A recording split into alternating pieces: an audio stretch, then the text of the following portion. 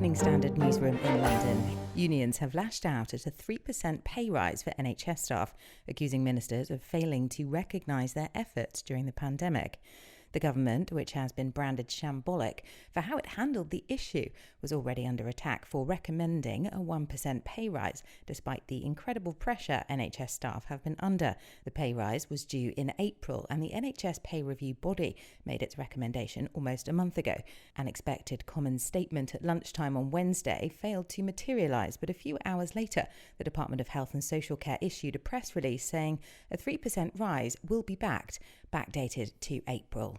Sir Keir Starmer has pledged to drive down crime, tackle its root causes if he became Prime Minister. He accused the Conservatives of becoming the party of crime and disorder and claimed Labour would do things very differently if it were to win power at the next general election. Writing for The Independent, the Labour leader launched his party campaign for safer communities, telling the public his party would prioritise keeping you, your family and your community safe. His call echoes that of former Labour PM Tony Blair, who once pledged to be tough on crime and tough on the causes of crime.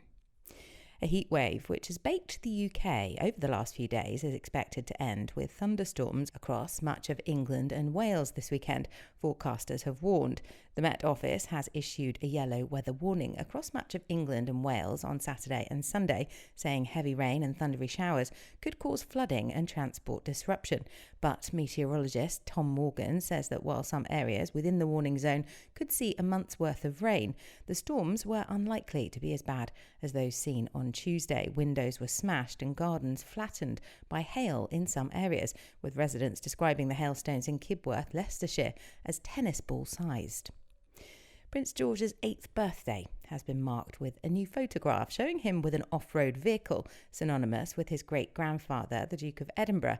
The future king is perched on the bonnet of a Land Rover Defender in the image taken by his mother, the Duchess of Cambridge. Philip, who died in April, a few months short of his 100th birthday, regularly drove Land Rovers, and during his funeral, the Duke's coffin was carried by a specially adapted Defender, which he helped design. Including the famous vehicle in the image will be seen a poignant tribute to the late Duke, who had a passion for engineering. For the Evening Standard, I'm Jo Yule.